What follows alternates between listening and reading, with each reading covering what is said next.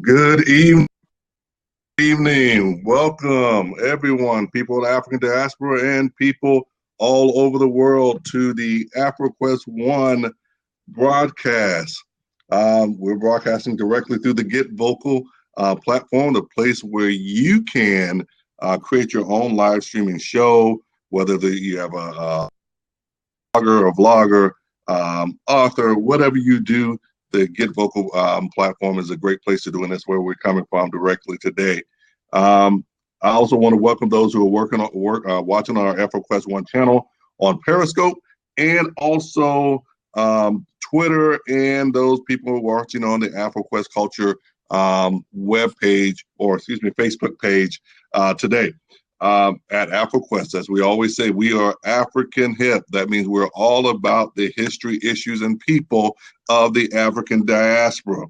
So, African to hip. everyone, Sani Bonani, Sawubona, Yambo, hello, hola, hello, hola, good, all the ways that our people, the African diaspora, say hello. I just want to say hello to you. Hey, what up? We're here, but today is a special broadcast. I think today is sort of a broadcast of perseverance, I guess you can call it. Right. Because we taken off a week or so because we had experienced some great technical difficulties dealing with my internet service provider. We tried going live just so many times, but it just did not work for some reason.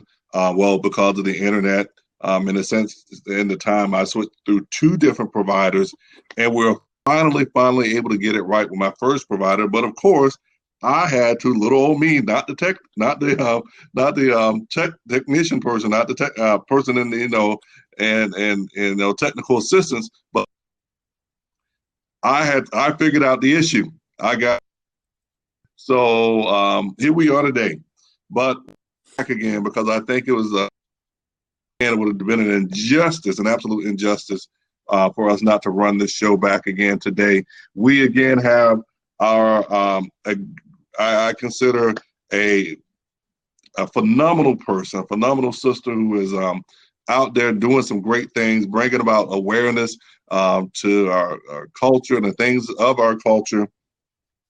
She was again she persevered with me throughout our technical difficulties, and in fact, she stayed on with me to about like 10 o'clock in the evening to sort of work through these issues to no avail. But now she is back, and I'm glad to have her back. She is Miss Yah-Tay Keaton, all the way otherwise known as Miss Pro Natural. And she is part of growing and part of the natural hair community. She is an author, designer. She's certified. So if anyone y'all want to, have any, y'all need your house, a little decorating or something going on there, you can reach out to her. She's a certified life coach and a certified youth worker. But today, again, the title of our show is, don't get political with my hair. We're talking about the politics of Black hair, specifically of some of the issues surrounding the hair of African American women or women of African descent. I'll put it that way. So we definitely want to talk about those issues.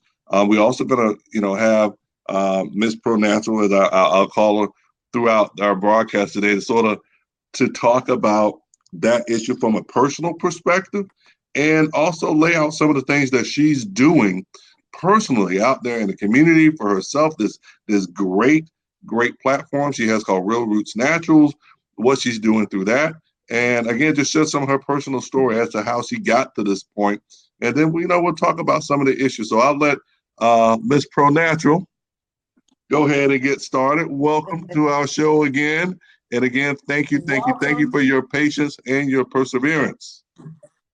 No problem. Thank you for having me. Greatly appreciate you bringing me on and us persevering through these, what we call technical difficulties. But in doing that, it's all about the heart, right? Exactly. Pressing through. So as the old folks would say, devil must be don't want you to get this message out. But we hung in there, right? Exactly. But it's all good. I just want to say thank you once again to the AfroQuest culture and community, and you, of course, Mr. Jarish Jones. Thank you for having me.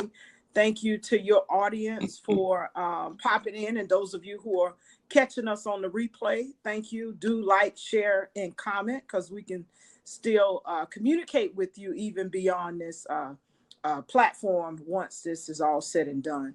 I want to also thank my followers and my replay viewers who are taking time out of their day to join us live and replay this broadcast as well. So I'm looking forward to this discussion.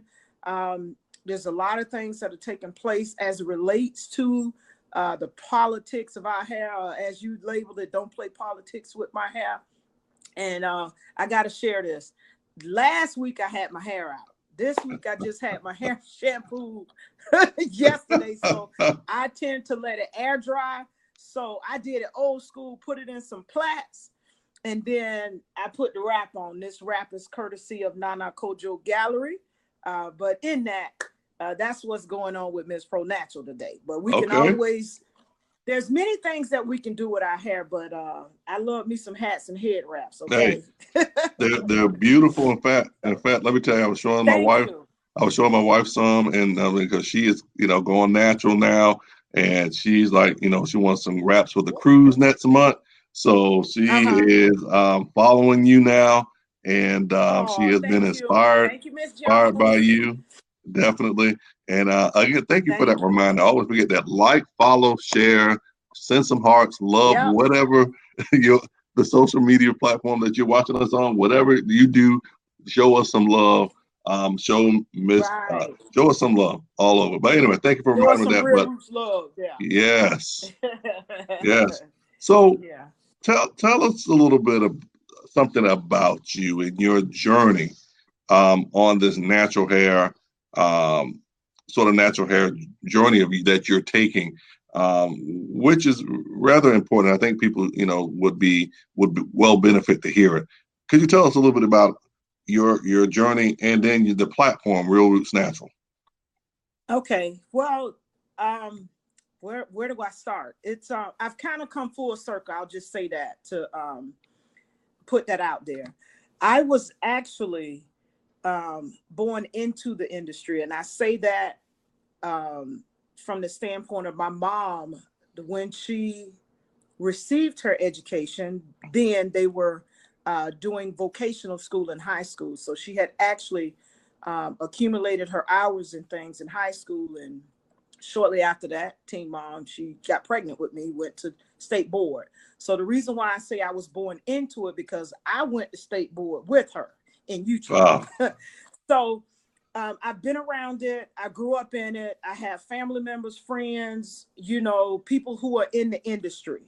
So, but for me, I did a little bit of everything before I came to this self-realization that, okay, this is where you're supposed to be. Exactly. And to kind of get to the point of how I got here, I had this injury. I had completely ruptured my Achilles tendon some time ago that put me out. Right foot, no driving, no weight bearing. You know the story. For those of you who are familiar with that injury or know someone who's had the injury. So I was out, and all I could do was just rest, prop my foot up, in other words, take care of myself. So during that time, I had recently relocated to the Columbia area here in South Carolina. So I was getting to know my coworkers. I say that, didn't know my neighbors. And the reason why I'm bringing this up, because I had time to sit and think and just be with myself. And in doing so, because of the significance of the injury and what that injury represents, I had a lot of time to think, okay, am I stepping in the right direction? Where have my steps led me? Where do I want to go from here?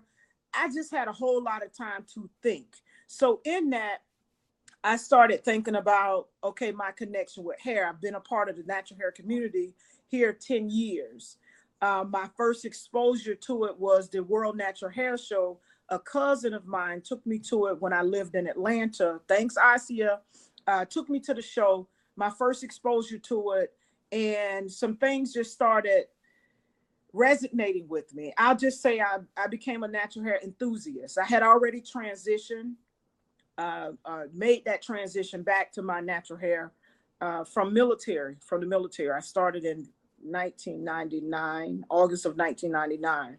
So with that, I got that exposure, have been a natural hair advocate, nativist, natural hair enthusiast, but never associated myself in terms of a stylist. So with this injury, I'm thinking about all these things. Now, mind you, during that time, it's 7, 8, 9 years going by that I've had this connection.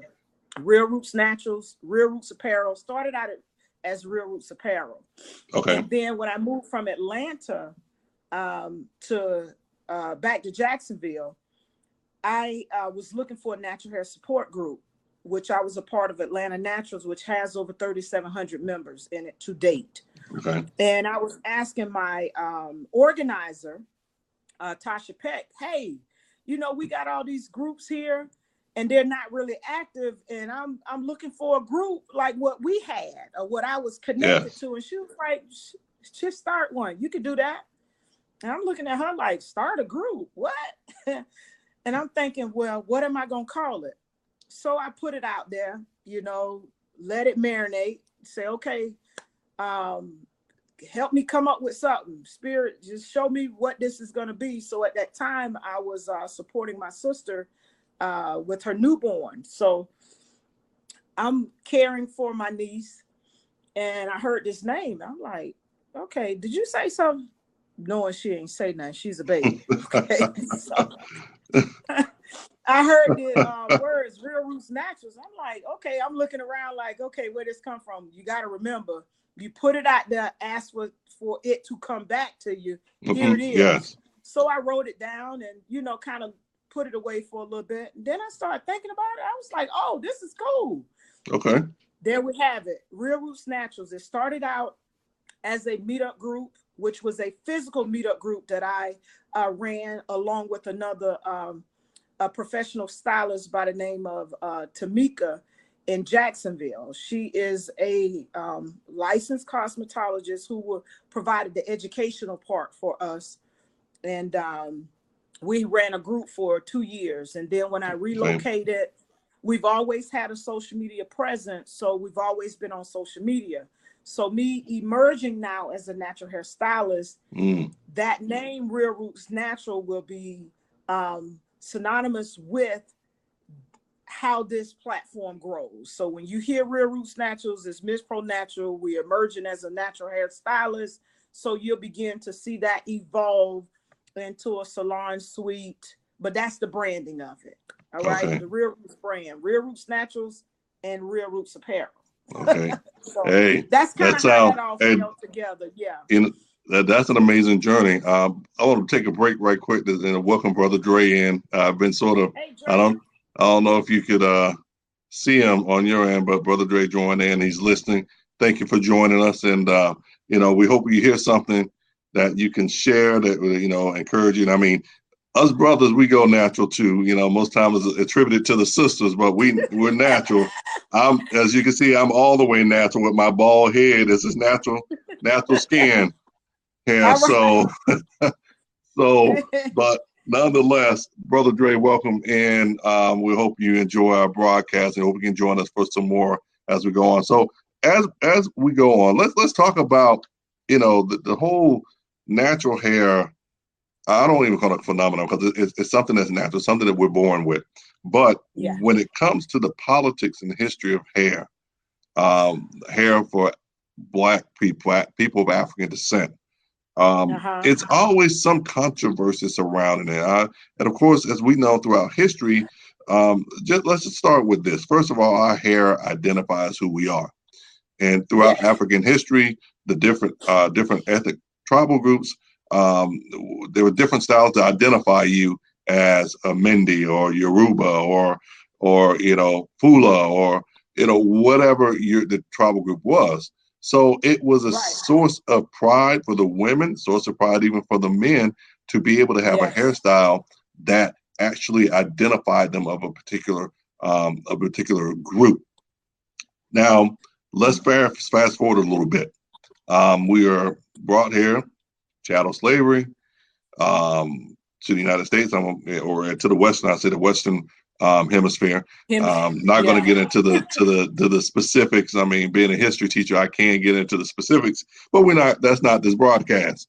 But getting here to the Western hemisphere, we tended to definitely keep our traditions, and hair was one of the traditions. But there was a problem for the Yes. colonizers. It was a problem for the colonizers. And we fast forward to 2019, and it's still a problem for the colonizers. Um, Tell us a little bit about your experience. You were in the military, and you had the government, the government had some issues with your hair. Tell us a little bit Yeah. about that. Well, it's part of their grooming standards, and having grooming standards, everywhere you go you have standards. Let's just put that out there. No matter where you are, there are going to be some type of standards or guidelines and things that you have to follow. So military is no different. The only thing with the military and our hair and African American women, women of African descent, being able to don their natural hair, is that our hair grows differently. So take, for instance, in the guidelines, our hair can only protrude 2 inches on top of our head. If we have a ponytail of some sort, it can only protrude 2 inches, where our hair grows up and out. Whereas other ethnic groups, their hair tend to grow down. Mm, Our hair is a very mm, unique hair. So with that, if you don't understand the dynamics of our hair, then not only is it not informed, so that puts you in a position where you kind of, not you, but they kind of push you in that direction exactly. subconsciously to conform with the relaxed hair or the straight hair, or some form of fashion from that perspective. Mm, But in donning our natural hair, it was a challenge, and in some instances it still is a challenge. And I mm, think it's lack of education from the yeah. standpoint of those who are making the rules, not fully understanding how our hair grows. With that being said, the military has come a long way in terms of how we can style our hair, what we can do with our hair, but yet we still have to be within certain guidelines in terms of meeting their uniform standards. Okay. So with that being said, when I was had some challenges, and it was more from a standpoint of me learning my hair. And what I mean by learning my hair is learning how to do different things with it. And because I was limited. So me trying to be creative, the creative person that I am, pushing the envelope, and I'm going to say that I pushed the envelope, but I knew the rules. So with that, Mm-hmm. there were challenges, because what we consider as not being faddish to a superior or someone who doesn't understand our hair, they could perceive it as being faddish, because they just, don't understand, like basic Exactly. hairstyles. That's a basic hairstyle. Now, when you jazz it up and, do all kind of different things with it, then maybe that's being faddish. But cornrows, Exactly. some twist in the hair, or in our case, locks, that's not faddish. That's part of our history. And if you look back at the pictures and the images of times past, you can see how that hairstyle, or the basic style of that hairstyle, has been fundamental. Now, there have been many different techniques that have been developed in, stylized patterns and how we do certain things, like cornrows. You can get some straight back cornrows, or you can get some zigzags, Yeah. and add some other features into it, and that makes it faddish, I guess you could say. Yeah. But when you're looking at cornrows in general, and I'm just using that because everybody can identify with those, on the most basic or fundamental level, they're just cornrows. Exactly. Speaking of history, and as you said, the different tribes, the different regions, they style their hair differently to represent their culture, and even in socioeconomic status. If a woman is Exactly. pregnant, she may have worn her hair differently from a single woman, a woman that's married, or who's engaged. So Exactly.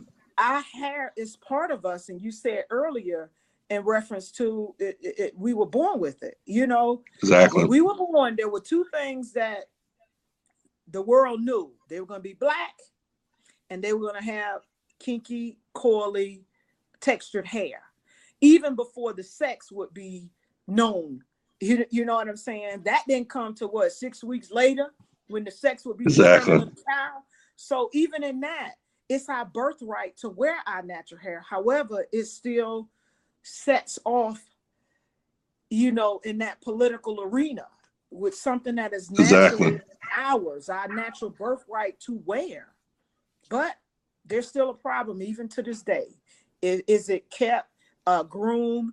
Is it unkept? That's the word, unkept. Is it professional? Is it clean?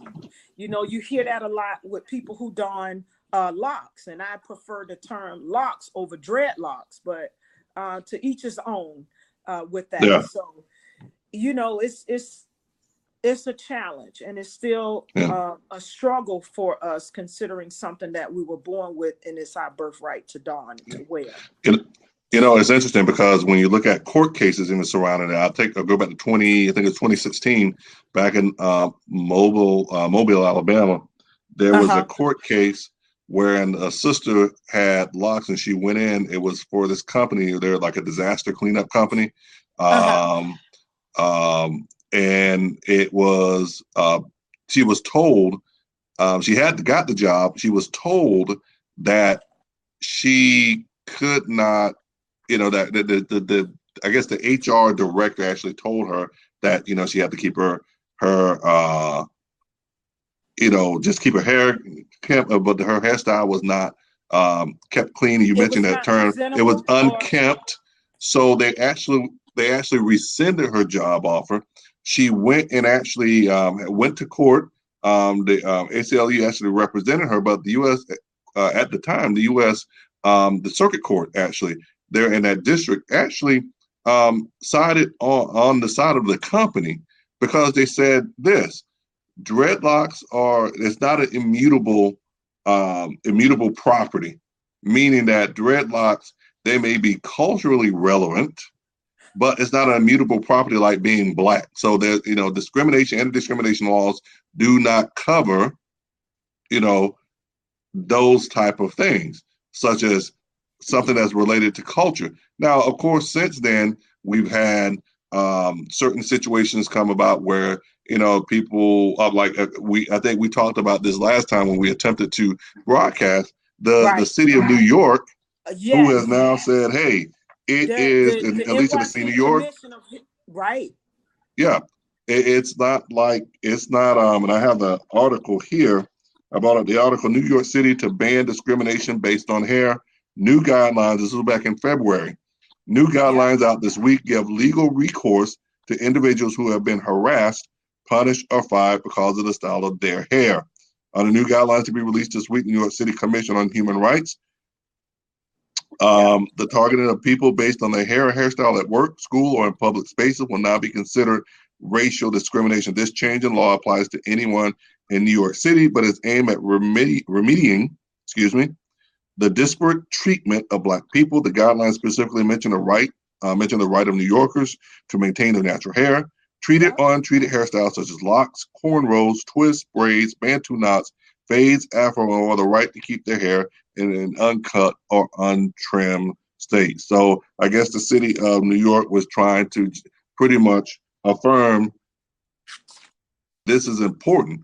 And I see Brother Dre, he said other races with thinner hair go weeks without washing, and they're concerned about locks being being clean. Exactly. And I, as the brother Dre just mentioned, he's a New York City resident. I got you there, brother Dre. I knew what you meant.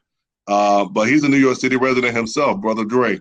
Brother Dre, have you, since you're here, and you can grab a spot if you want to come on camera, if you're not, if you're not too shy. But come and talk about, as a New York City resident, what has been your experience? Oh, he said, sure, give him a minute. So we're gonna wait for brother Dre to come on, grab him a spot, and sort of talk about his experience with this. If you don't mind, Sister Pro Natural. Thank you. I commend the state of New York for leading the way. It's our birthright. And here again, it seems so elementary. It seems so commonsensical that we shouldn't be going through this. But yet at the same time, we're here. And to have them lead the way in this for something that is our birthright to wear, that's awesome. That's awesome. They're the first state to do this. The first state. And I tell you, it's woo. That's all I can say is woo. Yeah. So we waiting for brother Dre. He go come on. He says sure, he'll give him a minute. He go come on. He's a New York City resident.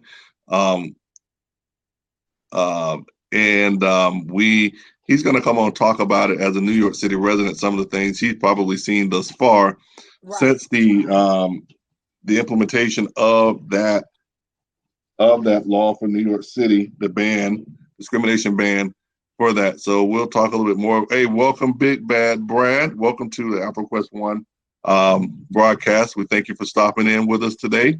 Hopefully, like I said before, you can, anyone who joins us can, even though you may not be of African descent or African diaspora, that you can learn something that you can take with you and you can share, and then you can apply to your life on a daily basis. That's teacher talk there. I'm a history teacher, so we're always talking about learning and applying. So teach, share, give. That's my share. So we'll definitely thank you for joining us today. Still waiting for brother Dre. So with that, again, we were talking about, the guidelines for the federal government. Here's brother Dre, he coming in. Hope we can get him in clearly. See if I need to do. Should. Okay, he coming in. Look like he's trying to get in. There you go. Hey, how's it going, guys? Brother Dre. How you doing? Going great, man. Yeah, great discussion. We are so happy to have you on here, man. You can give us some insight. We Southerners, we down here in the South where to some extent they still have some issues. Yeah. I'm in Florida, she's in South Carolina, but you in New York City, you're right there in the midst of that discrimination ban. Tell me give me a little something about what you've seen thus far, people you may have heard of who have been impacted by it, prior to the ban. Now that the ban is in place against the hair discrimination, give us a little insight. New York City, let me just say this, is much different than all of New York State. So New York City, Rochester, New York, Albany, New York, Syracuse, not necessarily Syracuse, but Buffalo, those are more of the biggest cities in the state of New York. New York City, of course, being the biggest.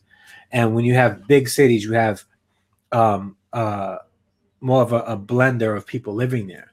And in a lot of big cities, you have a fairly large population of African Americans, those of African descent, because they tend to migrate toward bigger cities, right? So so compared to they may not be the majority, but compared to other cities in the nation, there's a large migration of people of African descent in those big cities. New York City is under a more progressive leader in Mayor Bill de Blasio. His wife has locks.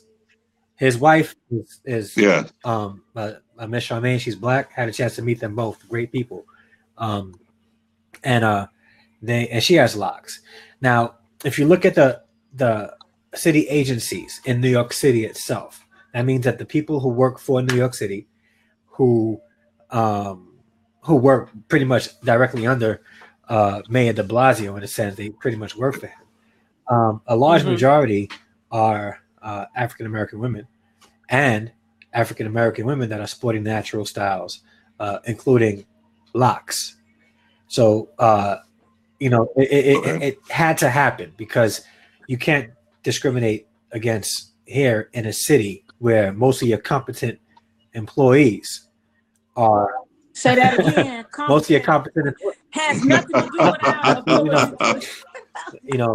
Has So, nothing to do with our ability to fulfill the job. Yeah, and also if you look at it, the most educated demographic in America is African American women, right? Many of them would support natural hairstyles and locks. So how do you base qualifications on how they look or the competency of their work based on their hairstyle? Mm-hmm. Even then they go in with the hairstyles kept. So it's not like they just go in and it's growing out. There's most people who have locks and they are professionals. Let's face it, they present themselves African professional. Yeah. So they're not going to work, with their hairstyles unkept. They want to go in and present professional, but still be who they are. And yeah. Exactly. They're spending nice money on keeping their hair kept. So New York City had to make pass that law, and that goes across everything. Schools, I saw a video maybe a year and a half ago, 2 years ago, of a school down south that told this man's father that his son had to cut his locks. Oh, yeah. And I'm like, wait a minute, girls too, girls coming in with extensions in their hair and they had to remove it, or what kind of culturally insensitive society or sub-society would allow something like that? What I guess because I'm in New York, I see it much differently than people who it may be the norm in the South, but yeah. I mean, in the South, and it's interesting because in the South, and I mentioned New York City. My wife was born in Utica, upstate New York, and of course, in New York City, you're going to have much more diversity, definitely, and in the diversity within the African, I call it African community. I'll put it that way, with the Afro-Cubans, Afro-Dominicans, and Afro-Brazilians, and the sisters and brothers from the continent, and people from from around the country who move, people of African descent from around the country who moved there. In the South, it's interesting that we have as many issues with this, given that the numbers of people of African descent in the South are more concentrated in our cities. Atlanta, you go throughout the South, Dallas, Houston, they're more concentrated. Even in Florida, parts of Florida, especially go down to Miami, you get, again, you go back to that diverse population of people of African descent. And still have some issues down there, but it's really interesting that you have yet still to have a level of acceptance of, and we always talk about cultural diversity. I mean, that term is thrown around so much, just like the term love is thrown around so much. But what does it actually mean? And what do people who are not of the majority population truly embrace cultural diversity? Because if you can't embrace my hair, which is a representation of my culture, then you don't understand what cultural diversity is. You're not truly embracing cultural diversity at all. It's a part of who we are. Yeah. But I guess it's a system established that comes from colonial Europe. For instance, how many African countries in their judicial system they still wear the white wigs and the robes? Stop it. So, and there was just there was just this week or last week some controversy because in Zimbabwe the people were upset because the people in the judiciary had just purchased, and of course the country doesn't have a lot of money, but just purchased wigs from a powdered wigs from England for like $3,000-$4,000 a head. I'm like, that's I mean, that puts the Brazilian to shame. They wear $3,000-4,000 the wigs. system that's Why? established to make people feel like you have to look like us, and they'll play that. Well, no, I'm not racist, I just don't see a big deal out of it. Like, or they'll pull that, well, I don't see the big deal. I don't really mention much about it. It doesn't apply to me, so I won't say much about it. New York City is a little bit different, where blacks here are actively seeking positions of power to make changes. I'm not sure how it is in Atlanta, but Atlanta has a large, population of African Americans or people of African descent there too. But I'm not sure if they're actively seeking positions in leadership and city council and things like that to make those kind of changes. Had we had Mayor Giuliani, this would have never happened. Giuliani would have. I don't think so. I know it wouldn't have happened. It wouldn't have happened. So, but I think that's the key to it. At this present moment, America's not going to embrace anything like that. For crying out loud, when President Obama talked about Trayvon Martin could have been his son, people on the right and the left, white people on the right and the left, were upset that he said that, because they can't understand how a black president could relate to the struggles of a young black youth who got shot wearing a hoodie, because they don't understand why a black youth is walking around at night with a hoodie anyway. But, exactly. It's not willing to accept, not even let's just not say diversity, accept the culture of somebody else, because unless they can accept the culture of somebody else, we'll never be a diverse nation. We won't accept diversity. It's always going to be, well, this is America. You need to come to this country and learn English. Perm your hair if you want to be accepted. Things like that. And it's not right, especially since, this country was founded on people from a different country. What we know of this country, the system of this country presently, was founded on people from a different land, and exactly. different European countries and European cultures. So I just don't. And Brother Dre, you brought up something very interesting. You talking about it being systemic, and it's just not here in the United States. It's here. It's worldwide.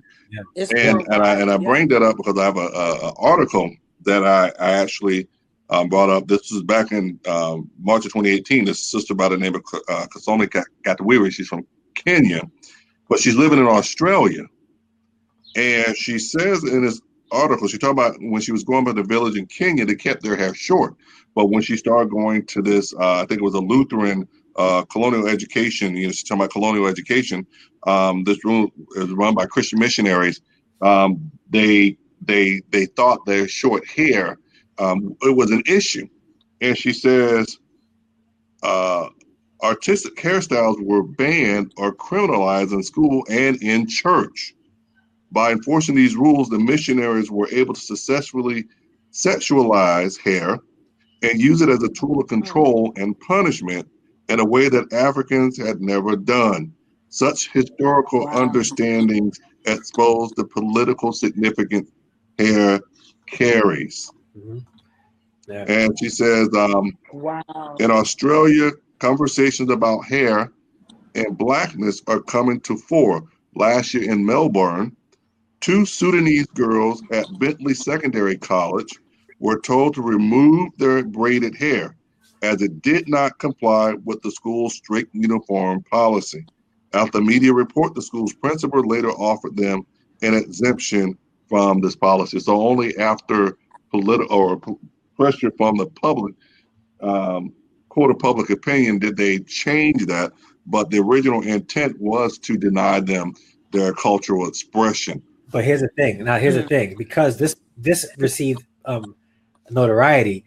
Notice what you said, that they offered what's the word? An exemption. An exemption. There should not be an exemption.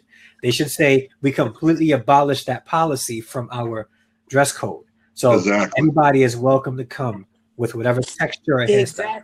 So now in 2 years after this blows over, we're gonna be back at the same yeah, in the same yeah. space. Because exemption is different from completely Yeah. eliminating it. Yeah, and that's the difference between. Well, that's one of the major things that happened in the 50s and the 60s in America. They weren't happy with just allowing us to do certain things, like the activists back then. They were like, okay, no, we need all of our rights. Like, no, we need all of it, and we're not moving until it happens. Right. Okay, but we'll do this. How about we go this far? Nope, we're not moving. And I think that's important also. So I guess like New York City, when it comes to hair, I'm sorry because I think I led the conversation in a different place. People saw an issue with that, and they said, okay, let's work within the system, because let's be honest, unless we leave this country, the only way we can change the system is if we're a part of the system, and not like living in it, because we can be a part of the system and have everybody else's thumb on us. We're still part of the system, but we're a part of the system that creates revenue for those that are above us. So let's we have to be in the system where we can make change. And part of that is, if we're going to live in America, let's be smart about it. Let's get into these positions, and let's start getting into people's ears. Let's start aligning with those who are white, and not just have them say, oh, I see your point. No, if you really see my point, you're going to choose the right thing. I'm going to set this bill in place. I need your signature here. Okay. Don't just tell me you're not racist. Here's your proof. Prove it. Give me your signature now. Show it. And but and I think Sister Pro Natural, I actually had talked to you.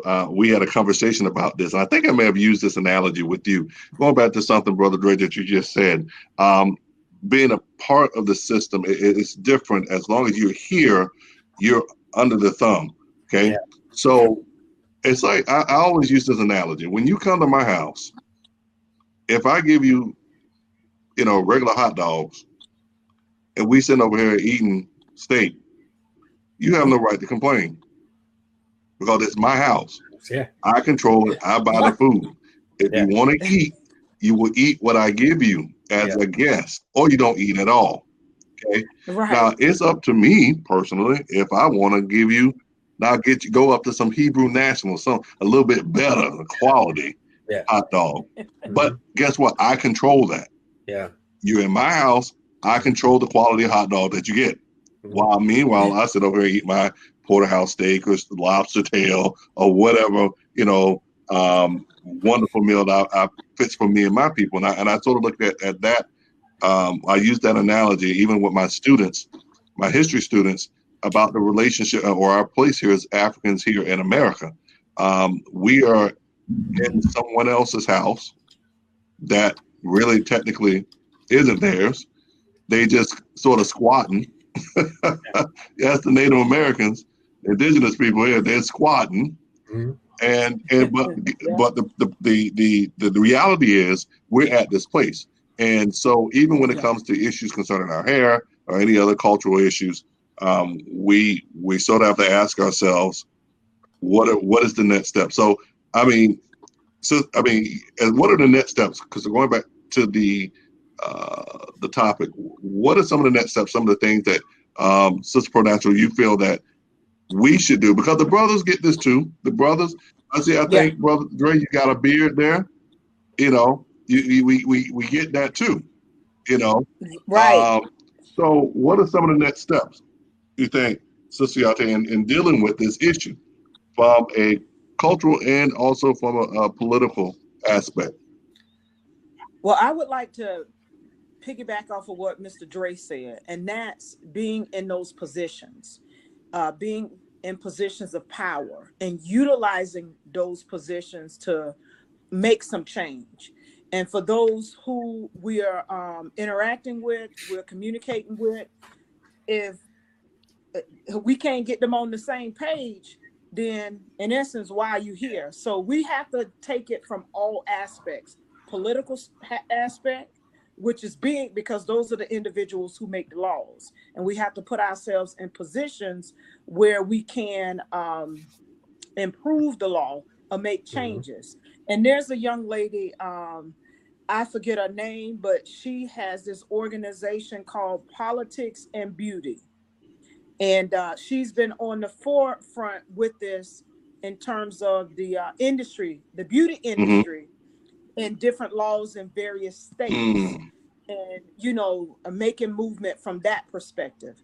As it relates to us on the local level, well, we have to do what we can within our reach to get the word out, you know, but it's also going to come from within. When we are secure and we are sure of who we are, donning our natural hair, then we'll take a more, I won't say aggressive stance, but an assertive stance. Because when we do that, oftentimes we're seen as being aggressive when we're actually asserting ourselves. So wherever we are, taking an assertive position from that place, and of course being involved in the politics of it, and then um, supporting our businesses. There are a lot of businesses, especially since I've been a part of the natural hair community, that are coming up, you know, in terms of providing products, you know, education,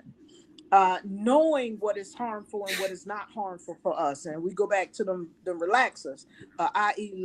layman's term, perm. But we have to become active. We have to place ourselves in positions where we can make change and also support those who are making change, whether it be through providing information, forwarding information, putting your dollars behind those individuals who are in those positions, or liking, commenting, and sharing. I mean, I know that's on the basic level, but still putting the word out, getting the word out, circulating that word. Exactly. You know, look at the new law with New York. They use social media to get that information out.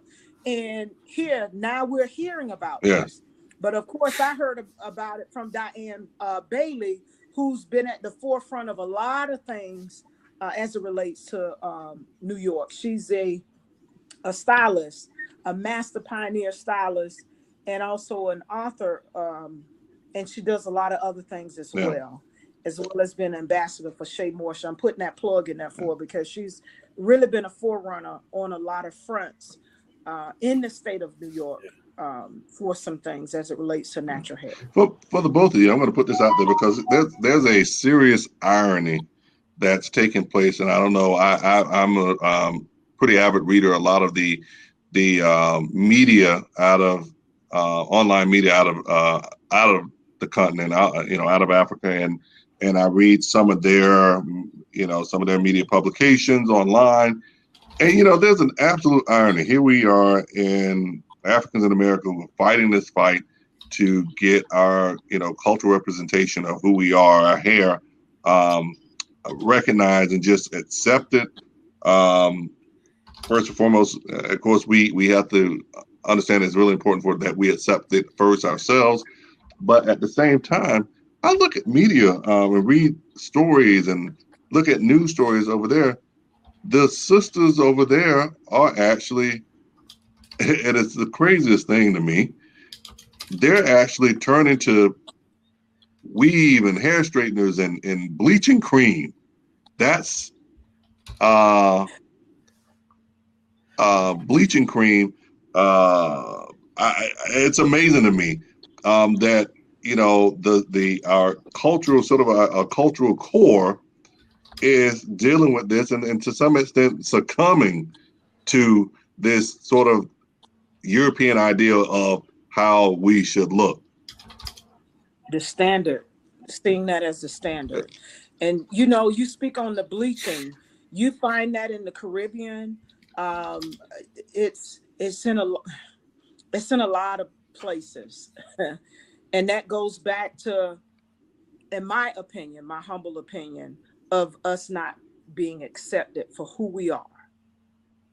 From our hair to our skin, to our facial features, to our physique, not being accepted for who we are naturally created to be, And then you have that within the culture, the good hair, bad hair, light skin, dark skin, skinny, fat, the tall, brown short. paper bag The test. brown paper bag, exactly. So we're still dealing with a lot of that. I've had certain family members, talk about this was back then, why you wearing your hair like that? It's like, okay, what do you mean? Why am I wearing my hair like that? Yeah. Take for instance, if I wear Bantu knots, that's what's wrong with your head? Well, there's nothing wrong with my head. Yeah. It's something. It's something. And it's sad. I mean, Ray, I don't know if you've dealt with it too. Where people, you've seen women who growing their they're wearing their hair natural, and even in your family, I don't know if you've seen it where like you trying to be African now, and I'm like, you trying to be. I'm like, it just it's a head scratcher. Yeah, I never stopped being African. Yeah, I mean that's the thing. African. I was born African. I never stopped. Yeah. Who told you I stopped? Right. Yeah. But I think it's a sad testament, honestly, when we're talking about our hair, that when people outside, ethnicities outside of ourselves, sort of see that we cannot and we do not appreciate our own cultural attribution. Natural was come natural. We're born with it. Then what makes them feel that they have to appreciate it? What makes them feel like they have to accept it? In fact, the discrimination, they feel, hey, it's okay. They discriminate against themselves related to this. Why? It's okay for us to do it. They don't care. Exactly. Yeah. Mm-hmm. So I don't know. I think this is a great conversation. We had a couple more people join us, and I thank you for joining us. Think that was Brad rejoined us again, and all those people again on my AfroQuest Culture Facebook page. Thank you for joining us. My Periscope, AfroQuest One Periscope page, and also on Twitter. We have Brother Dre join us, and we're coming up on 51 minutes. We're probably going to start shutting this down in a few. We'll get some closing thoughts and comments from the both of you, Brother Dre. And I want to put this out here to you, Dre. Anytime we on, man, you want to join in. Oh, absolutely. You're welcome. Thank you. We appreciate you. You are welcome to join in. If there's any topic that you want to put out there, man, we can go for it. And of course, Yah-Tay, we've been knowing each other for what, 14, 15 years now. Years. And right. she's a sister that's not just words. She follows up with action. And we need a lot more people in our community. But let's get a few closing thoughts from both you, Sister Pro Natural, and Brother Dre about this issue. Let's start with you, ladies, first. All right. Well, I'm just going to leave our viewing fans and our replay viewers with this simple quote: embrace your natural hair and celebrate your real roots. That's part of Real Roots Naturals tagline. And that's what it's really all about in my eyes. Dignity, pride, and self-realization in who you are and what we stand for. And you embrace your natural hair and celebrate your real roots. We'll just have to deal with the rest as it comes. But first, we got to start with owning ourselves in terms of embracing who we are with dignity, pride, and self-realization. And when we are able to do that, you know what? It doesn't really matter what anybody else think. And I know that sounds. It's just honest. It's true.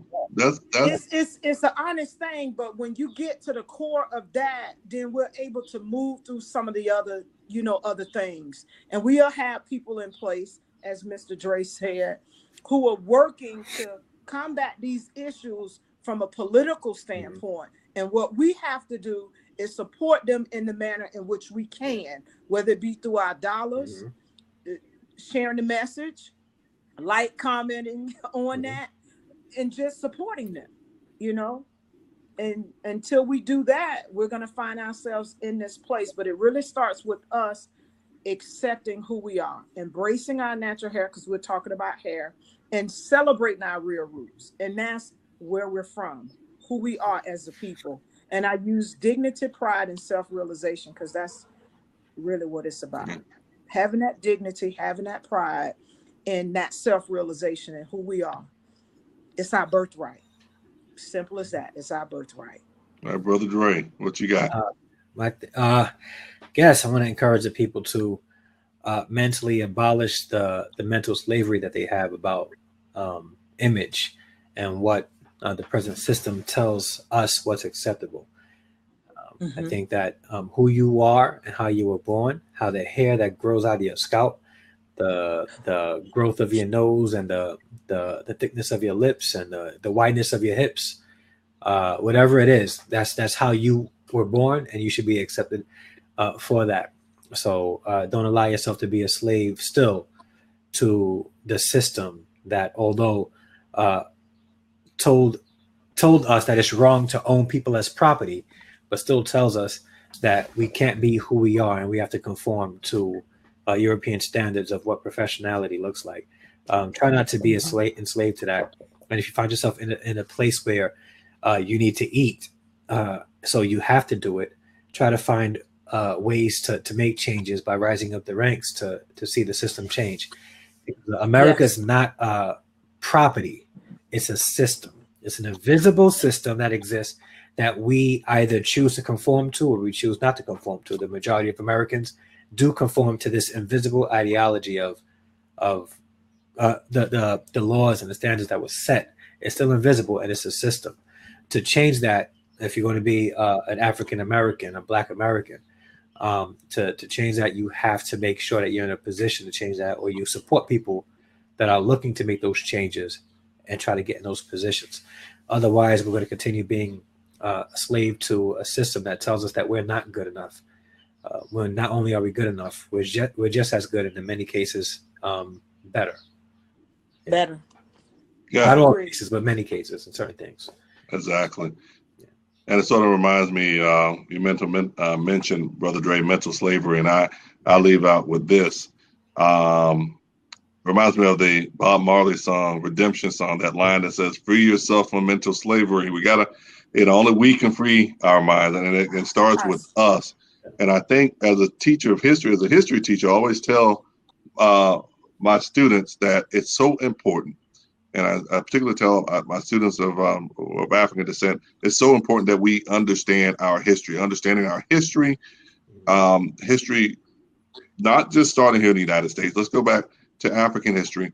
Allows us to understand ourselves, and we must understand both the good and the bad, the whole, the entirety of our history, to understand where we are now, in order to further understand where we need to go and what we need to do now to get where we need to go. And I think that's one of the major failings in our community, is the lack of understanding of history in its entirety, unadulterated, not whitewashed in any sense. Of course, our students are in public school systems. It's not a system that's going to teach our history the way it needs to be taught. So it needs that onus now is on us in our communities, in our homes, to teach our young people their history. And I think it's going to it becomes a communal learning process that I believe is going to move us forward. It's going to break some chains, figuratively, and it's going to bring forth some of these things that we need to do in order to improve the community. When you look at all the indicators of success, or all the economic indicators, educational indicators, psychosocial indicators in our community, all of that can be attributed, and you can look back and attribute that to one thing, and it's the state of our minds as a community, the state of our community, and the lack of understanding, truly understanding our history. And that's where I leave off at with that. But I thank you all for joining us today, Brother Dre, Sister Bro Natural. This has been an amazing conversation. I welcome you. I got to make sure I friend you, Dre, before we get off, to make sure I got you on so that you can know all about our broadcast. But just for all of our viewers, be sure to, again, check us out. Hit us up on Twitter at AfroQuest. I'm on Instagram, AfroQuest1. You can catch me on Periscope, as I said, on AfroQuest1 Periscope page. My YouTube is at AfroQuest1. We're working on that. I need to get some more, actually some more viewers in order for me to live stream out to them too. That's sort of a crazy rule, but they got it, so I'm going to follow it. And also, check me out on Facebook and Facebook Messenger at AfroQuest Culture. And finally, my SoundCloud podcast. This will be going on SoundCloud, guys. So my podcast, which is AfroQuest1. And for all of my viewers, my Facebook viewers on my AfroQuest Culture webpage, for those of you who have friended me from the continent, we're here. We're going to try to stay at 5 p.m. Eastern Standard Time, U.S. That would be 10 p.m. Western African time or West African time, 11 p.m. South and East African time, and 12 a.m. Central African time. Again, we thank you for joining us, everybody. And I will go into the broadcast. Actually, I'm going to go out on some of a sister that's an artist. She's from Gambia. Her name is Sona Jabarte. I've come to know her. I love her music. So we're just going to go out on some Sona Jabarte. She is from Gambia, and she has a song entitled Gambia. And with that, we bid you goodbye. All right. Shalom. Thank you. Later. All right.